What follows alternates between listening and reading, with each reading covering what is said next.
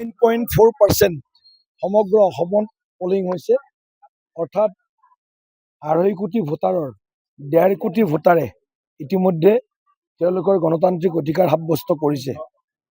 যোৱাবাৰ এইখিনি সময়ত প্ৰায় 45% পলিং হৈছিলে, অৰ্থাৎ প্ৰায় 14% বেছি ভোট এই 1:30 বজালৈকে সমগ্ৰ অসমত হৈছে। অৰ্থাৎ ৰাইজৰ মাজত ব্যাপক উৎসাহ আছে।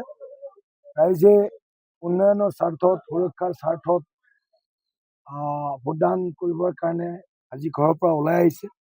নিশ্চিতভাৱে অসমৰ আজিৰ যি গণতান্ত্ৰিক পৰিৱেশ, এই পৰিৱেশত ৰাইজ যথেষ্ট সন্তুষ্টি ব্যক্ত কৰিছে আৰু নিশ্চিতভাৱে আমাৰ যুৱ প্ৰজন্মৰ হকে আমিও আজি যুৱ প্ৰজন্মৰ সুৰক্ষা, তেওঁলোকৰ কৰ্মসংস্থাপন, আই মাতৃ নাৰী শক্তিৰ সবলীকৰণ, সন্মান, স্বাভিমান, আত্মনিৰ্ভৰ এখন অসম, আমাৰ জাতি, মাতৃ, কৃষ্টি, সংস্কৃতি, সভ্যতাৰ সংৰক্ষণৰ বাবে মই নিজৰ ভোটদান কৰিছোঁ আৰু অসমবাসী ৰাইজক 100% ভোটদান কৰিবৰ কাৰণে মই বিনম্ৰতাৰে বিনয়েৰে আহ্বান জনাইছোঁ। কেনেকুৱা সামগ্ৰিকভাৱে কি ধৰণৰ আশা কৰা হৈছে?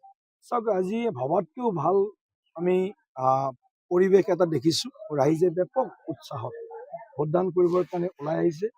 আপুনি উজনি কওক, নামনি কওক, মধ্য অসম কওক, দক্ষিণ অসম কওক, চৌদিশে ৰাইজে যোৱাবাৰত যিমান ভোট আছিলে, যোৱাবাৰ প্ৰায় 82% পলিং হৈছিলে। এইবাৰ আমি আশা কৰিম 87 to 90% হয়তো পলিং, 5% নিশ্চিতভাৱে পলিং বৃদ্ধি হোৱাৰ সম্ভাৱনা আমি দেখিবলৈ পাইছোঁ। গতিকে ইয়াকে কয় যে ৰাইজে আমাৰ গণতান্ত্ৰিক পৰম্পৰাক শক্তিশালী কৰিবৰ বাবে আৰু অসমৰ স্বাৰ্থত তেওঁলোকৰ নিজৰ নিজৰ যি আশা আকাংক্ষা, সেইসমূহ পূৰণ কৰিবৰ কাৰণে অনিৰুদ্ধ প্ৰগতিৰ যিটো যাত্ৰা, সেই যাত্ৰাটোক স্তব্ধ নোহোৱাকৈ তেওঁলোকৰ গণতান্ত্ৰিক অধিকাৰ সাব্যস্ত কৰা বুলি আমি এটা অনুমান কৰিব পাৰিছোঁ। যুৱ প্ৰজন্মৰ ভোটাৰ কিন্তু এইবাৰ ওলাই আহিছে। নিশ্চিতভাৱে যুৱ প্ৰজন্মৰ প্ৰায় 7,75,000 ফাৰ্ষ্ট টাইম ভোটাৰ আছিল।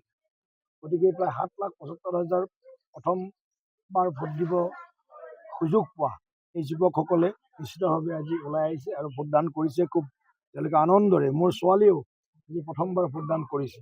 গতিকে আমি দেখা পাইছোঁ আজি বহুত তেনেকুৱা আছে।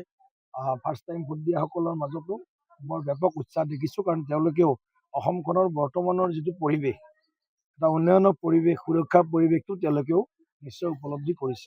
5 বজালৈকে সময় যথেষ্ট আছে, ভোটাৰসকলক কি আহ্বান জনাব? মই এইটোৱে কৈছোঁ, প্ৰতিগৰাকী ভোটাৰে নিজৰ গণতান্ত্ৰিক ভোটাধিকাৰ সাব্যস্ত কৰক, সুস্থ গণতান্ত্ৰিক পৰম্পৰা শক্তিশালী কৰক বা আগবঢ়াই লৈ যাওক আৰু লগতে নিজৰ যিটো অঞ্চলৰ আশা আকাংক্ষা আছে আৰু ৰাজ্যখনৰ সামগ্ৰিকভাৱে যি আমি সপোন দেখোঁ যে অসমখন কিদৰে আগবাঢ়ি যাব লাগে আৰু অসমখন কিদৰে আগবাঢ়ি গৈছে, গোটেই কথাখিনি নিশ্চিতভাৱে অসমৰ ভোটাৰ ৰাইজে বিশ্লেষণ কৰিছে আৰু সেইকাৰণে আজি যিটো ভোট পাৰ্চেণ্টেজ, আজি 1:30 বজালৈকে প্ৰায় 1.5 কোটি মানুহে ভোট দিয়াটো, এইটো এটা আমাৰ কাৰণে গণতন্ত্ৰৰ কাৰণে শুভ লক্ষণ আৰু আমি নিশ্চিতভাৱে আশা কৰিম যে অসমৰ সুৰক্ষা আৰু অসমৰ উন্নয়ন, এই দুয়োটা মূল বিষয় লৈ যুৱ শক্তিৰ আশা আকাংক্ষা পূৰণ, আই মাতৃ নাৰী শক্তিৰ সন্মান, মৰ্যাদা, স্বাৱলম্বীকৰণ ইত্যাদি, কৃষকসকলৰ উন্নয়ন ইত্যাদি বিভিন্ন বিষয় লৈ আজি ৰাইজে ভোটদান কৰিবলৈ আগবাঢ়ি আহিছে। যিকোনো খবৰৰ বাবে যোগাযোগ কৰক আমাৰ এই নম্বৰত 9181 307 221।